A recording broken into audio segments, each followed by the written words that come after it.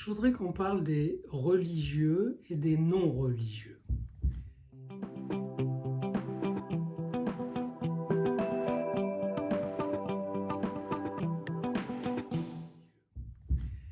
Vous savez que c'est un problème quasi planétaire, hein. On en parle à propos de l'islam, et moi je reviens d'un voyage à Tel Aviv, c'est pareil chez les juifs, et c'est pareil chez les chrétiens, c'est pareil partout.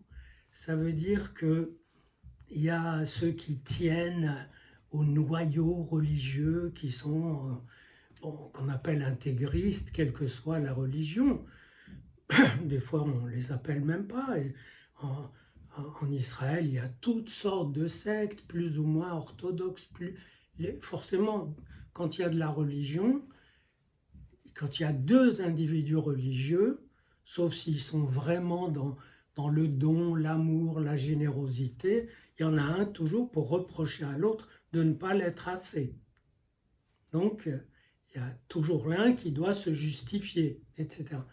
Donc, il y a des gens autour d'un noyau religieux fort, et ça définit leur appartenance, leur identité, et il y a les autres.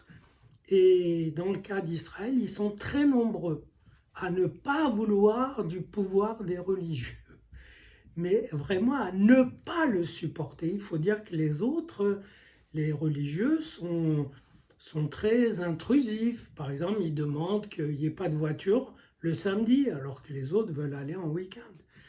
Donc, pas de voiture parce que c'est assimilé à un travail.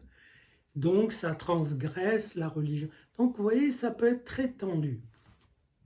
Et puis, j'avais fait une conférence sur, peu importe le sujet, sur l'interminable conflit. Et quelqu'un m'a invité à une présentation de livres où je suis allé. Et l'auteur a écrit des poèmes et ils se posent tous comme farouchement opposés aux religieux, à la religion, etc. Et puis je vois que son recueil de poèmes, c'est des variations poétiques sur le livre de la Genèse. Il aurait pu, s'il voulait vraiment prendre ses distances, il aurait pu prendre son élan ailleurs.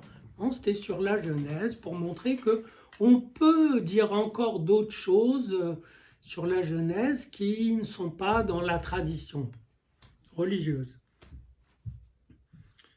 Et ce que les religieux cherchent aussi, ne pas être constamment dans le traditionnel. Et puis, à un moment, il fait entendre un verset des psaumes. Je dis, mais on est dans la religion. Sauf que non, lui, il dit qu'il en a fait un mantra. Donc, c'était chanté comme un mantra hindou. Voilà. Donc, c'était supposé à l'opposé de la religion. Et d'autres détails sont arrivés et je me suis dit, mais voilà, il y a quand même peut-être un énorme malentendu entre ces deux camps qui se détestent. Et quand il y a une haine comme ça, c'est que par en dessous, il y a d'autres choses qui se détestent, qui ont peur l'un de l'autre. Et parce que j'ai eu l'impression que ce que voulaient ces non-religieux, c'était de refaire la religion, mais à leur façon. Et je dirais individualiste, que chacun se fasse sa religion. Comme on dit, chacun se fera son opinion. Et avec tout un discours extrêmement comme ça, fluide, cool, perso, et voilà, je me suis dit, mais ce qu'ils veulent, c'est de la religion fondée narcissiquement. C'est une religion valable puisque c'est la mienne. Pourquoi pas? Le problème, c'est quand ça se met à faire groupe. Si on rassemble tous ces narcissismes, il faut un petit une petite coloration narcissique du groupe qui dirait notre groupe c'est le meilleur.